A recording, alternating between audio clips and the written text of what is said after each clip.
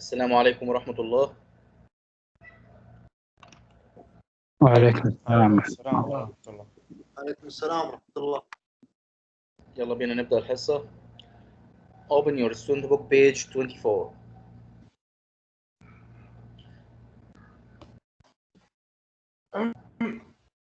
بسم الله الرحمن الرحيم، والصلاة والسلام على أشرف المرسلين سيدنا محمد وعلى آله وصحبه أجمعين، ثم ما بعد. Unit 2 Lesson 3 Conversation. Rags to riches. We have a conversation between Ahmed and Ibrahim. Listen to conversation and I'll choose a pair of you to read this conversation again. Okay? Now listen. Just listen. Page 25. 5. Listening. Listen to the lecture about the الصوت واضح يا شباب؟ واضح. واضح. طيب تمام. Listen. history of money. Write the date by each form of money. Then number the forms of money in the order they were used. The first way in which goods were bought was not with money. Instead, people used to trade. لحظة يا شباب. ليست هذه المحادثة. Page 24. 4. Conversation. Yes. Page 24. Listen. 4. Conversation. My parents gave me 30,000 reals for graduation. Wow! What are you going to do with all that cash? I don't know. I'm going around in circles about it, driving myself and everyone else crazy. At first, I was going to do something really indulgent with it, like take a vacation. I was ready to book it, but then I got cold feet. Why? I think vacation sounds like a great idea. You've worked really hard for 4 years. You deserve a break. That's true, but on the other hand, I don't want to spend all that money on something that will be over in a week. So then I was thinking of buying something useful, like a used car. That's a good idea.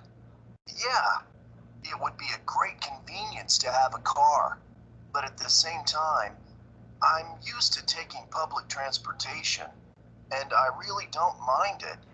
Frankly, I can't think of anything that I really need. So maybe I should put the money aside for a rainy day. Well, yes. I suppose the alternative would be to just put it in the bank until you need it. Right. But then again, what's the point of having money if you're not enjoying it? Maybe I should do something indulgent with it, like take that vacation. Now I see how you're driving everyone crazy. Yes. Now we listen to a conversation. Abdullah Khalid and Hamad. Abdullah Khalid is Ahmed. Hamad Ibrahim.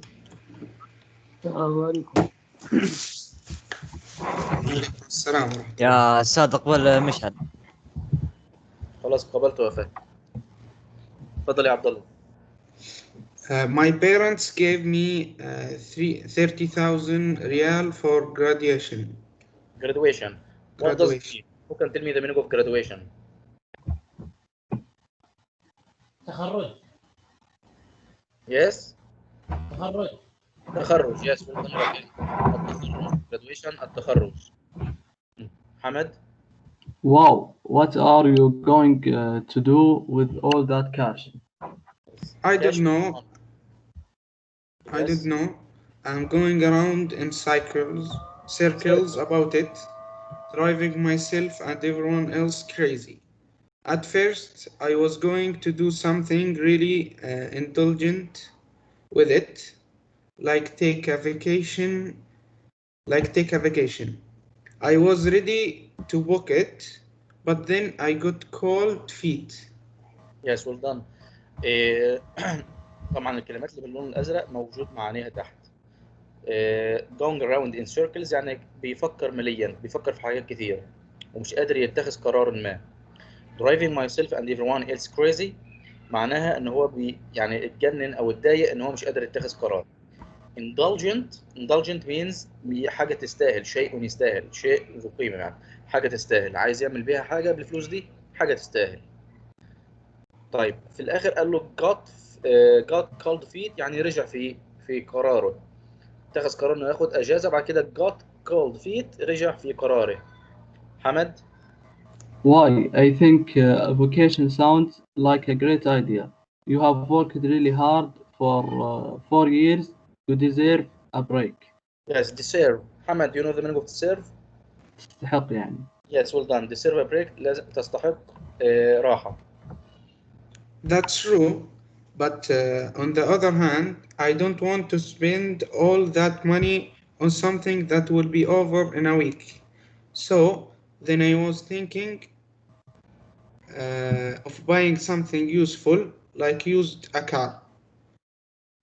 That's good idea. Yeah, it would be a great convenience to Yes, have a convenient. car. But at the same time, I am used to taking public transportation and I really don't mind it. Frankly, I can't think of anything that I really need. So maybe I should put the money aside of rainy day. Yes, well done عبد الله. convenience معناها السهولة أو راحة. إنه لما يشتري used car هيبقى مرتاح. طيب هو رجع قال له لا أنا بستخدم البابليك ترانسبورتيشن وأنا مش ممانع أو مش متضايق من البابليك ترانسبورتيشن. ترانسبورتيشن معناها وسائل النقل العام. فكلمة don't mind معناها لا أمانع.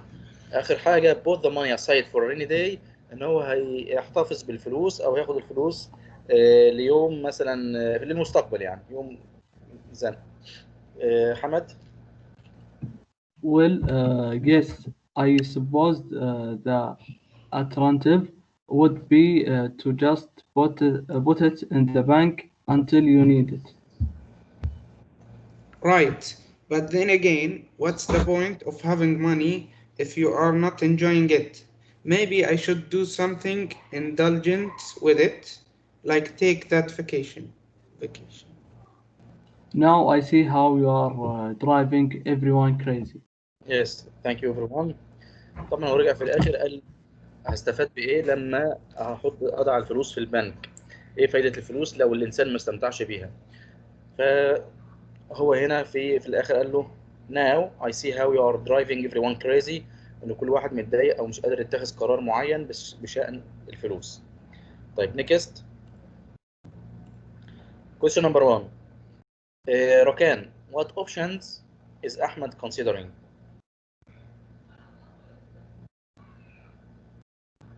ما هي الخيارات اللي أحمد بيفكر فيها؟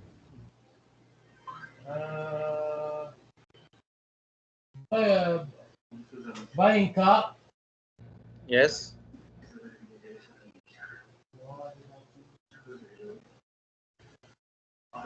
Going on vacation. Yes والله أنا سامع صوت جنبك يا ركان. تلفزيون.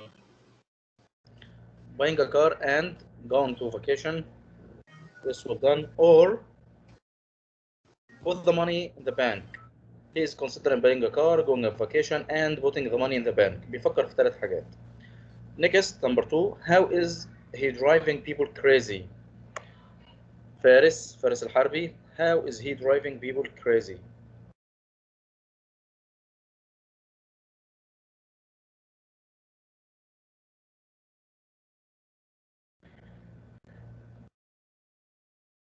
فارس معانا. مشعل number 2.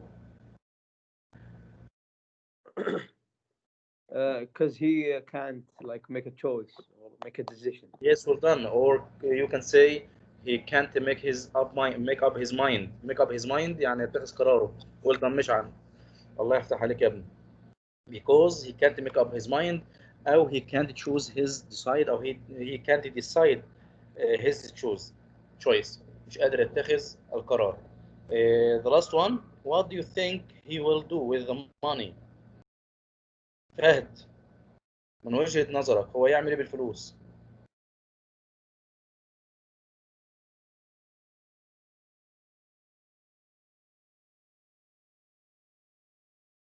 طيب محمد بدر، موجود. من وجهة نظرك هيعمل بالفلوس؟ مم.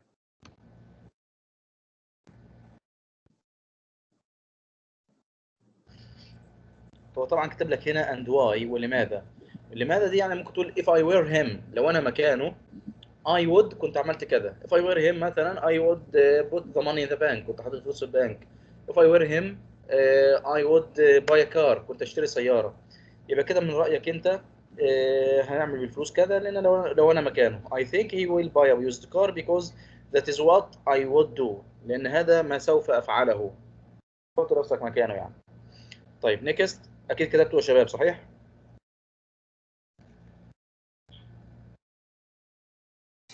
ايش؟ ايه كتبنا. كتبت ايه قاعد اكتب خلصت. listening. دقيقة بس بصور بس استاذ. صور يلا يا رأ.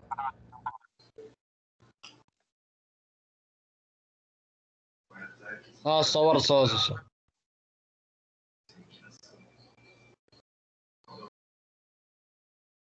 Next, page 25.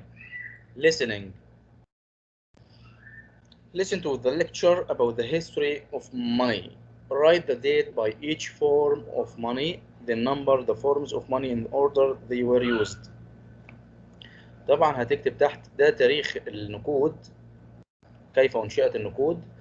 هو عايزك تكتب التاريخ بالإضافة إلى رقم الترتيب. احنا مش مهم التاريخ، المهم ركز في الترتيب. أنا عايز الترتيب أهم حاجة. طيب كاوري شيلز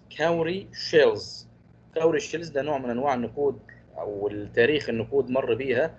كاوري شيلز، كاوري معناها زي راعي الاغنام، راعي البقر. وشيلز اللي هو صدف. بيبر ماني الفلوس النقديه. باردرنج اللي هي المقايده انك انت تعطيني شيء مادي، تعطيني مثلا بعض من الأرز مثلا، أعطيك أنا بعضا من اللحم. تعطيني اللحم مثلا أوصلك شعرك مثلا لو أنا حلاق. فهذه اسمها باردرينج، المقايدة. إلكترونيك ماني الفلوس الإلكترونية. inexpensive metal coins عملات معدنية ليست غالية. coins made of valuable metals يعني العملات المعدنية مصنوعة من معدن له قيمة. طيب This is a text، ده النص اللي موجود اللي احنا هنسمعه الحين. Listen. Page 25. 5. Listening. Listen to the lecture about the history of money. Write the date by each form of money. Then number the forms of money in the order they were used. The first way in which goods were bought was not with money. Instead, people used to trade something of value that they possessed for something they needed. The most common things to trade were cattle and crops, like corn and wheat. So, for example, if you were a farmer, you might trade your corn with a butcher for meat. The butcher might trade his meat with a shoemaker for shoes. This kind of trade was called bartering. Bartering began as far back as 9000 BCE. However, there was a problem with bartering. What if someone had something to trade, but no one wanted or needed it? Or what if people could not agree on what was a fair trade? To solve this problem, the first kind of money came about around 1200 BCE in China, where people would use special shells called cowrie shells to purchase goods. These shells were the most widely and longest used form of money in history. In some parts of Africa, these shells were used until the middle of the 1900s. The earliest metal coins were produced in China around 1000 BCE. The coins were made out of an inexpensive metal and had holes in them so that they could be put together to make a chain. The earliest coins made of valuable metals were silver coins produced in Turkey around 500 BCE. Coins made of silver, bronze, and gold were soon being used by the Greeks, Romans, and Persians. By 800 CE, the first paper money had appeared in China. This form of money eventually became common around the world. At one point, people probably thought the cowrie shells were going to be used forever. That's how many of us think about coins and paper money now. But money is likely to continue to change. In fact, a new kind of money is already being exchanged over the internet. This money, called electronic money or digital cash, functions like real cash, except it's not on paper. The money in a bank account is converted to a digital code, which can be used to make purchases. While digital cash is very new, it is expected to become common in the years ahead. Now, number 2 is cowrie shells. But what is number 1? ايه number 1 يا شباب؟ Who can know? Just raise your hand. محمد الناصر.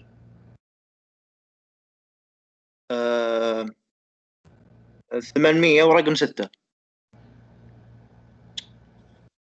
What I choose? Paper money, bartering, electronic money. Which number 1?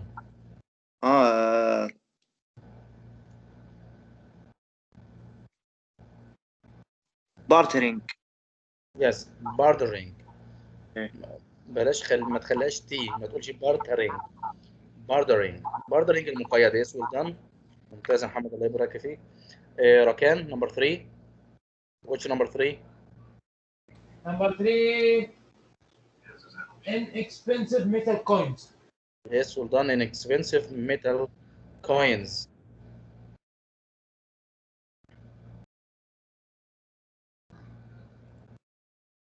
Thank you, Rakan. Number 4. Which number 4? مشعل. Coins made of valuable metals. Yes, excellent. Coins made of valuable metal. Number 5. رائد. Paper money or electronic money. Number 5. paper money. Yes, well done. Paper money. And the last one is electronic money. Write or take a screenshot.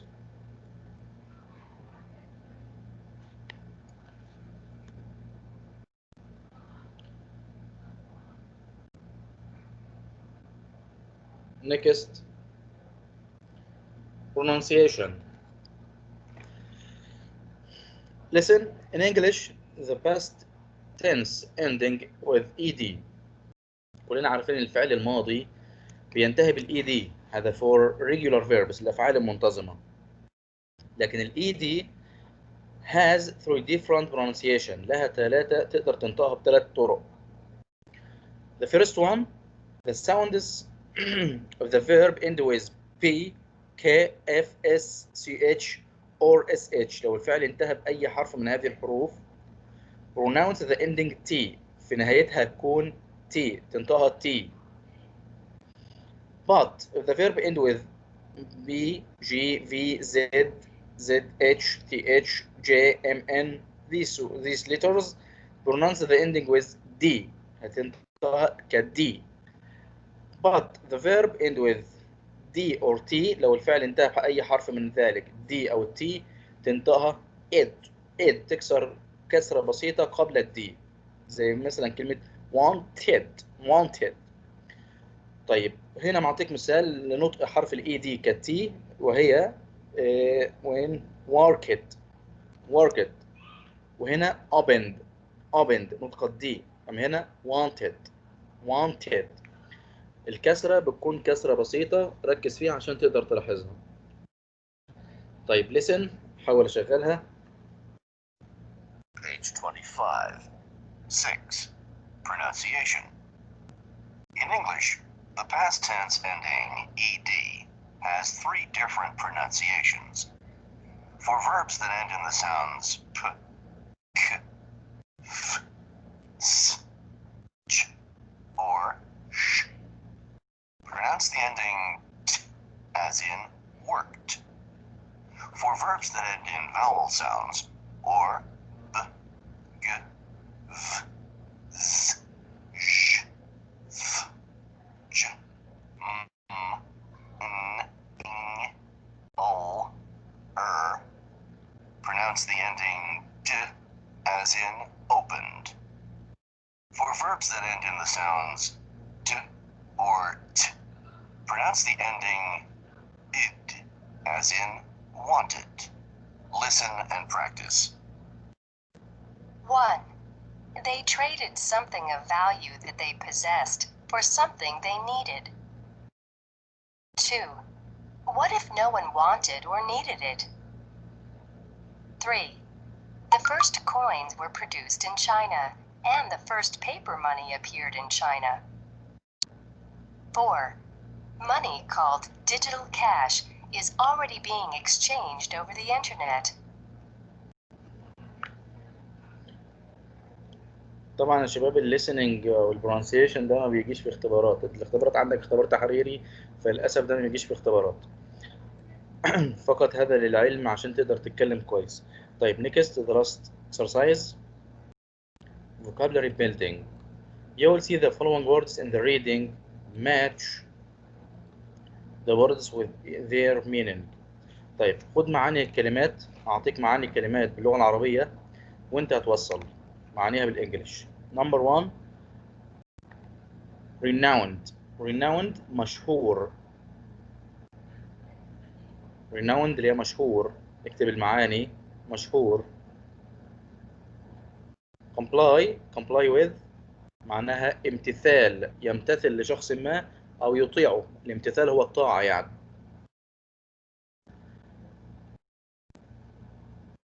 hurdle. hurdle اللي هي العقبة، عقبة. implement. implement تنفيذ، تنفيذ. number 5 founder، هذه خدناها في الريدنج. founder اللي هو المؤسس، مؤسس.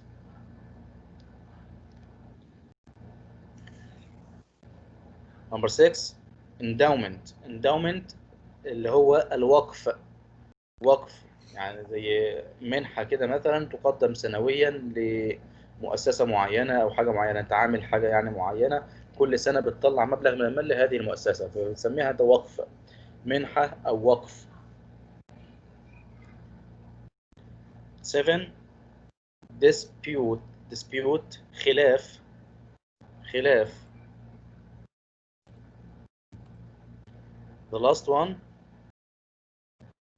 assets.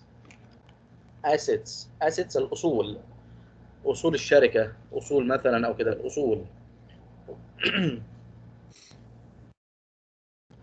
طيب now number 1 ممكن match number 1.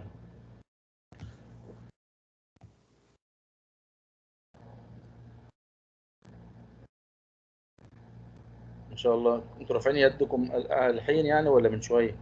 طيب حمد نمبر 1. حمد فارس الحربي.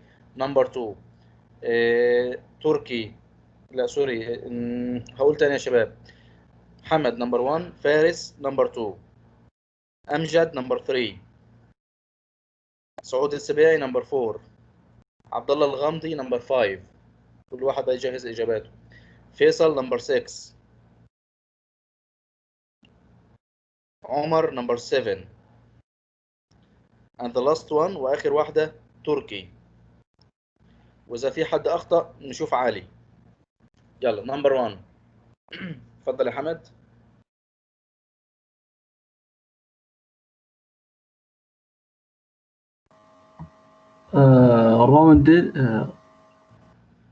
رونالد. renowned yes. renowned.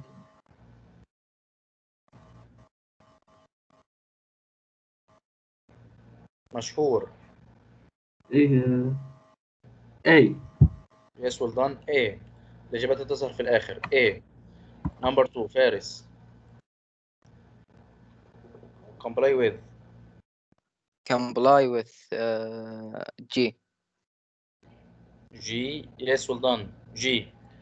number 3 اللي بعده يا شباب. number 3 هاردل، أنا مش فاكر الأسماء. number 3 أمجد ولا مين؟ الو السلام عليكم. عليكم السلام، اتفضل يا أمجد. Number 3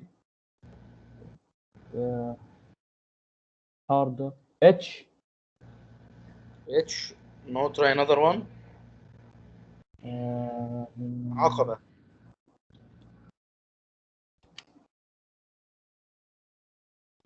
E. Yes, well done أمجد. E. Number 4 اللي بعد أمجد يا شباب. سعود ولا مين؟ implement B. Implement B.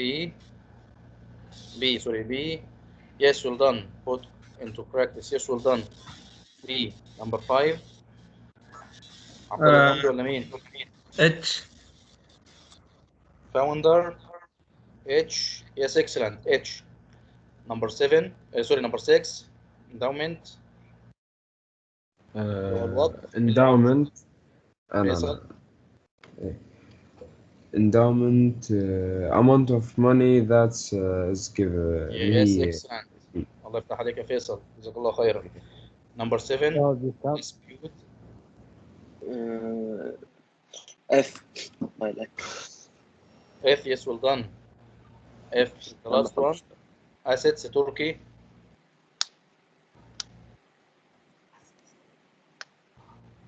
ما اقدر اتكلم. Turkey. The last one.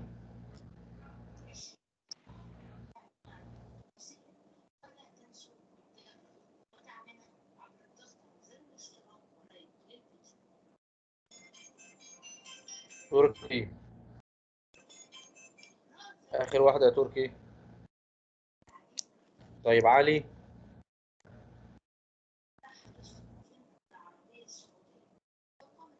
علي. The last one.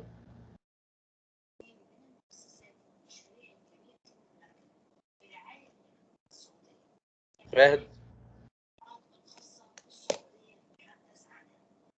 Can I answer, sir? That's not the answer. أجاوب أستاذ. خلاص اتفضلوا اكتبوا يا شباب.